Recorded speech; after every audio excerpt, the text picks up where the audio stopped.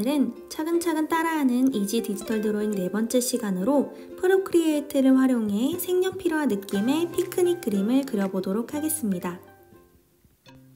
먼저 캔버스를 만들어 보겠습니다. 우측 상단의 더하기를 누르고 스크린 크기의 캔버스를 생성합니다. 좌측 상단의 동작 아이콘에 추가에 들어가서 사진 삽입하기를 눌러주세요.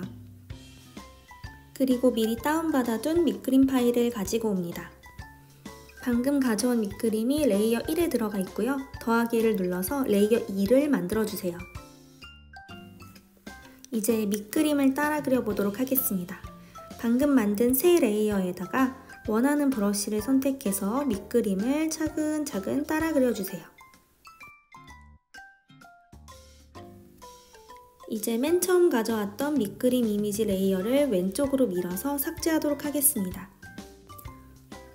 이제 우리가 그린 밑그림 레이어의 N을 눌러서 불투명도를 20%로 낮춰줄게요.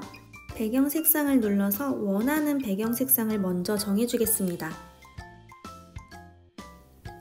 이제 색연필로 그린 느낌을 낼 수 있도록 브러쉬를 만들어 볼게요. 서예에서 분필 브러쉬를 선택하고 왼쪽으로 밀어 복제를 눌러줍니다. 복제된 브러쉬를 누르면 브러쉬 스튜디오가 열리는데 여기에서 내가 원하는 대로 브러쉬를 커스터마이징 할 수 있어요. 왼쪽 메뉴의 모양에서 편집, 가져오기, 소스 라이브러리, 블러치를 선택해주세요. 완료를 누릅니다. 획 경로로 들어가서 간격을 15% 정도로 설정하고 이 브러쉬에 관하여를 눌러서 브러쉬의 이름을 색연필 브러쉬로 바꿔주세요. 이렇게 색연필 브러쉬가 만들어졌습니다. 이제부터 이 브러쉬를 활용해서 그림을 그려보도록 할게요. 레이어를 추가하고 밑그림 아래에 둡니다.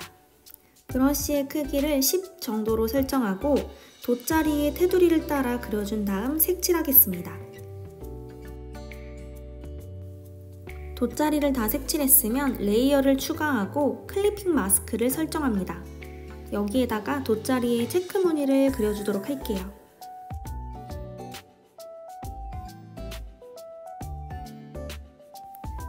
약간 더 진한 갈색으로 크기는 5로 설정한 다음 흰색 선 사이에 선을 하나씩 더 그려줍니다.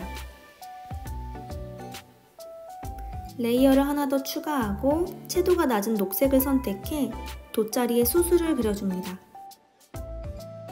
각 레이어를 오른쪽으로 밀어서 다중 선택하고 그룹을 눌러서 이름을 돗자리라고 바꿔줍니다. 레이어를 추가하고 작은 피크닉 매트를 그려보겠습니다. 저는 다홍색과 초록색으로 그려보도록 할게요. 돗자리 레이어의 체크를 해제해서 보이지 않도록 하고 이어서 그려보도록 할게요. 이제 돗자리 레이어를 다시 체크하고 피크닉 매트에 빈 부분이 있는지 확인하며 색칠해줍니다. 레이어를 추가하고 나무 도마를 그려볼게요. 황토색으로 나무 도마의 테두리를 그리고 색칠합니다.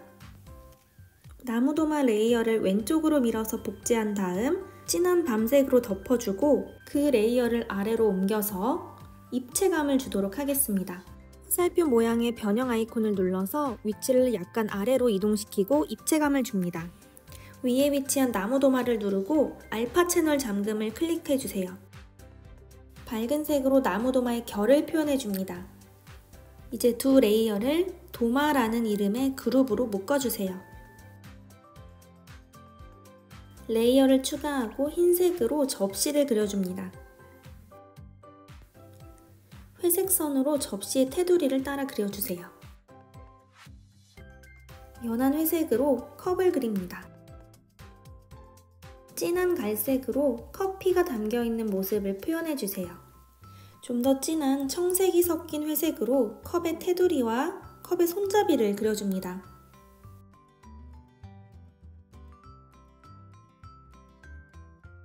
다시 연한 회색으로 컵의 바깥쪽을 색칠해요. 다시 피크닉 매트 레이어를 선택하고 알파 채널 잠금을 누른 다음 밝은 색으로 피크닉 매트의 무늬를 그려주겠습니다. 이제 레이어를 추가하고 밑그림의 불투명도를 50 정도로 다시 높여줍니다. 강아지를 그려보도록 할게요. 아이보리나 크림색으로 강아지를 색칠합니다. 갈색으로 강아지의 귀, 꼬리, 다리, 턱을 따라 그려줍니다. 강아지를 꼼꼼하게 색칠했는지 확인하기 위해 밑그림 레이어의 체크를 끄고 배경색을 약간 더 진하게 바꿔볼게요. 갈색으로 눈, 코, 입도 그려주고 강아지의 몸통도 좀 더 꼼꼼하게 색칠해줍니다. 다시 밑그림에 체크를 켜고 접시 위에 빵을 그려줄게요. 밝은 베이지색으로 빵을 색칠합니다. 이제 밑그림을 끄고 좀 더 그려보도록 할게요. 빵 위에 황토색으로 작은 타원 3개를 그립니다. 갈색으로 타원의 테두리를 반만 따라 그려줍니다.